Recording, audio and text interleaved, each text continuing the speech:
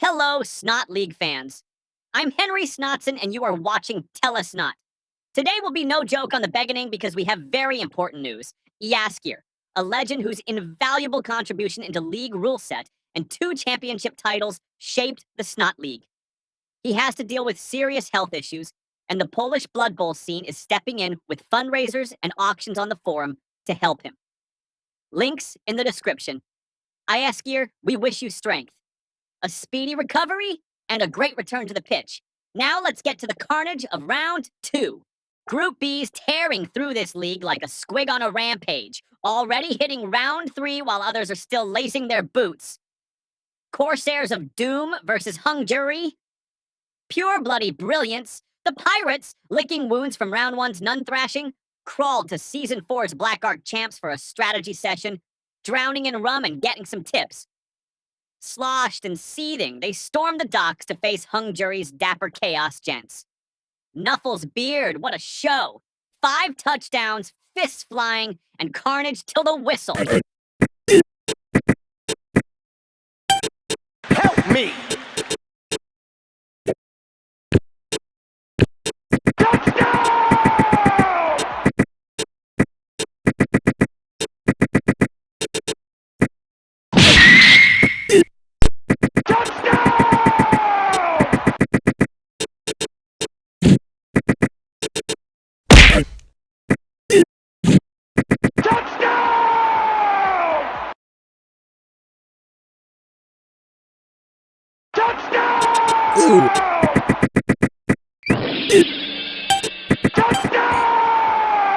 The Corsairs unleashed their cutlass-waving fury, edging out the Hungs in a slugfest that left both sides battered but grinning.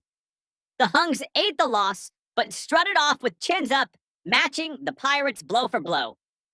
Have those long ears finally found their swagger, or the amount of rum will drown them? They already played their 3rd match, but the result of this Elven derby will be a next episode. Here's a grudge match to wake Nuffle himself. Prancing Pummelers versus Molten Core Renegades, a Season 5 rematch that refuses to die. The Avalorn elf maidens waltzed into a dwarf-shaped meat grinder with Molten Core's black dwarves, swinging chaos-mutated fists like tomorrow's canceled. The elves took a beating, losing key players until only linemen remained. But these lasses proved skill beat status. They chucked a dwarf into the stands. Smart move, saves your knuckles from that armor. And let the fans have all the fun opening that can. And snag the lead with raw grit. Second half, the dwarves cranked up the nasty, their brutal hits leveling the score for a draw. No winner, again. These teams are stuck in a tie curse till Season 10 if they both come back. The Pummelers showed heart, but those Renegades are a walking bruise factory. Group B's nuns are back with another beating, and they're scarier than a dentist. Joseph Moranian's Mordheim Wanderers faced Draco Raiders under a blazing sun, and let's just say those dragons wished they'd stayed in their caves. These sisters must have been dragon hunters before taking vows. The things they'd done to Zidar, ouch. Luckily, our gravedigger have some old boat to use as a coffin. The Raiders called in Star Acorn, the squirrel, but Quinn Rivatha squashed that rodent faster than you can say, nutcracker. What's Quinn got against squirrels? I have no idea. Some players were forced to skip the second half due to overheating, slipping cold drinks in the shade. Did it stop Moranian's nuns? No! They steamrolled to a 2-0 shutout, proving dragons bleed just fine under holy fists. We start Group A with a shocker. Sheet Freak's ghostly accountants against Clan Molder's rat attack. These rats didn't blink at the undead, even with Star Bomber Dribbles not being removed just after the start whistle with a knife in his chest. Even stranger is the factot no one knows how it happens. The ghosts tried their zippy tricks, but the rats were ready, with rat ogres swatting lesser spooks like flies. Then came the blunder of the century.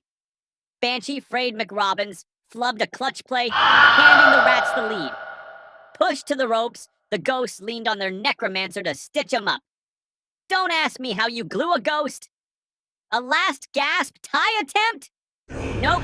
Stopped cold by a rat ogre, pirouetting like a ballet star. Those muscle-bound rodents dodged more hits than a goblin in a bar fight, sealing a stunning 1-0 win. How the rat ogres got so dodgy? I guess it's due to their rather unconventional ballet routine. Haha! They think we do not find it out. But we did. I must say they look so cute in this uniforms. Now let's move on. Group A's dishing out another surprise moot Moldies versus GKS Samurai. After getting spanked 3-0 by ghosts, the undead halfling said, "No more," and brought their A-game, backed by star player known as Mad Bomber.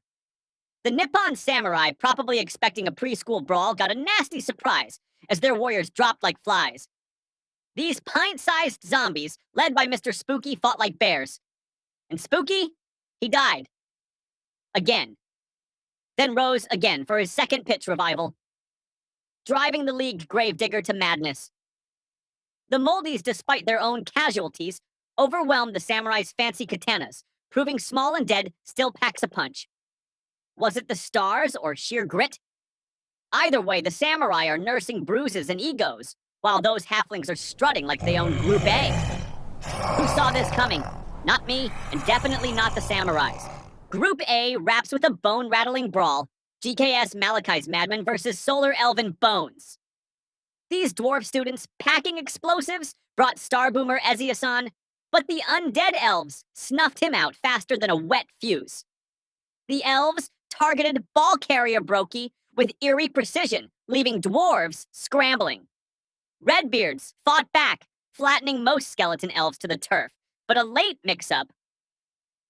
Who's got the ball? No touchdown in the first half. The Bones started slow, eating dwarf fists, but then flipped the script, sprinting for a sneaky score. Mad as a troll with a toothache, the dwarves had just enough time to grind through the elf defense, clawing a draw. Both sides limped off, fuming. Elves for their battered bones, dwarves for their fumbled chance in first half. Group C kicks off with a slithery showdown, Serpent Strikers versus Excaliburs. Coach Ritzy faced his old druid squad, and I tell you lads, it's like meeting an ex-girlfriend in the store. With their coach knowledge, the snakes went for the weak spots, targeting those pesky fairies who dodged like their wings were on fire.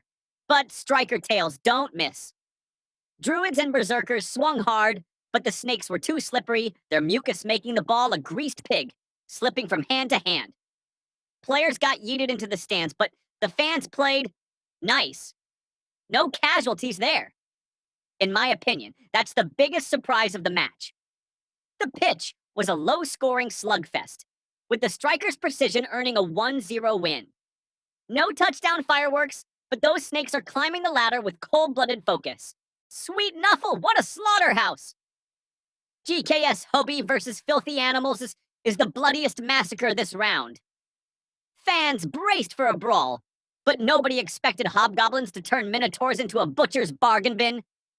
The greenskins, with filthy tricks or sheer insane luck, shrugged off the opening bull charge, then shanked Orentor in broad daylight. His corpse hit the turf before the crowd complained. That's not a statement, it's a war cry. Slarga Foulstrike, the cow's hired goon, known for snapping spines, was so stunned he plopped down mid-match, scribbling notes like a rookie at a slaughter seminar. On the start of the second half, trailing 0-1, Filthy Animals were a mess.